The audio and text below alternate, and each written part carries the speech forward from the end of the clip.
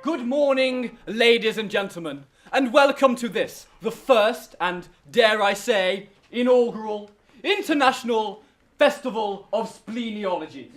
We are fortunate and privileged to have with us today some of the top splenographers in all of the Western world, who are here to share with us their research on the spleen and its associated medical diseases.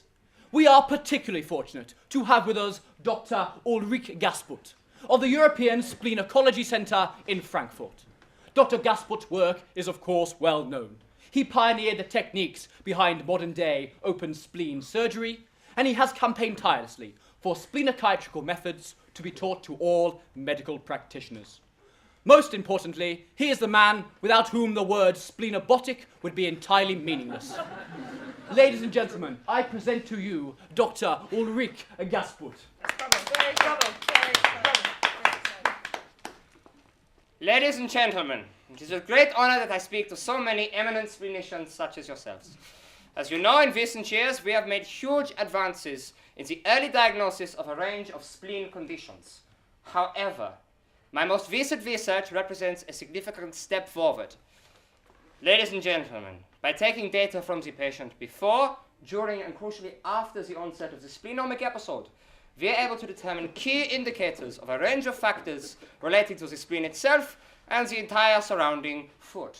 Now, of course, as you know, this is in many ways a difficult thing to... Excuse me, Dr. Yes, Gasput. Dr. Hallman.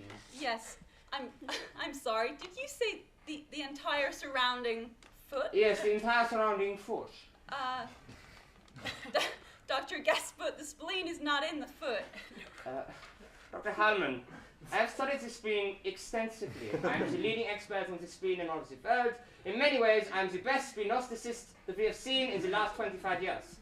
So I can say with complete confidence that the spleen is in the foot. I do not raise this point to be pedantic, sir, but because in my 34 years now of splenosticism, I have never once treated a spleen in the foot. Then where do you take the spleen to treat it, sir? Well, I take it nowhere to treat it. I treat it exactly where it is. It plays a crucial role in digestion, and moving it around would damage that delicate system. Besides, it's already very easy to access via the mouth.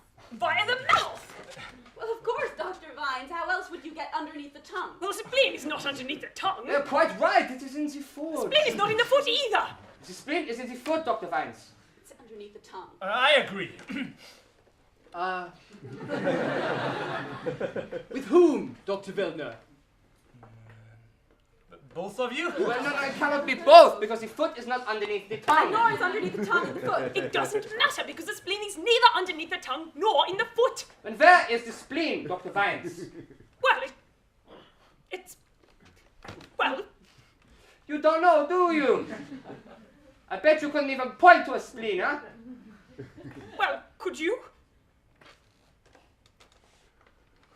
Dr. Gasput, Dr. Vines, have neither of you ever seen the spleen?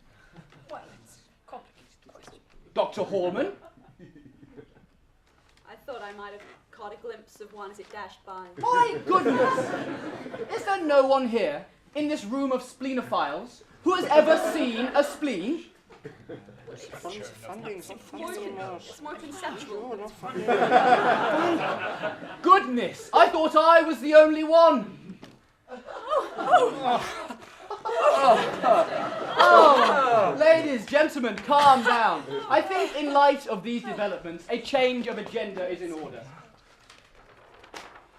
The spleen, what is it? I proposed we use this morning for debating the existence of the spleen. I will argue in its favour. Who would like to argue against? Dr. Gasput, you would like to argue it does not exist? I would. You do not think it exists? Certainly not in the foot. Very good, very good. Then maybe a break for lunch. And this afternoon, we'll have papers on possible medical concerns. Who would like to present?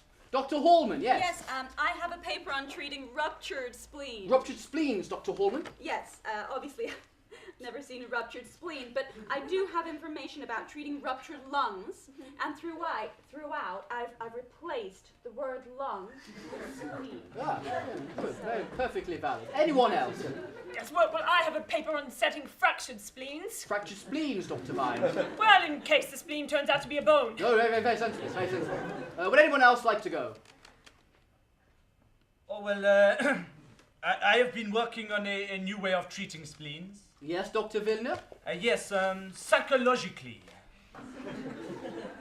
Well, you see, patients have been coming to me complaining about a pain in their spleen, and, well, I convinced them that it's all in their head, you know?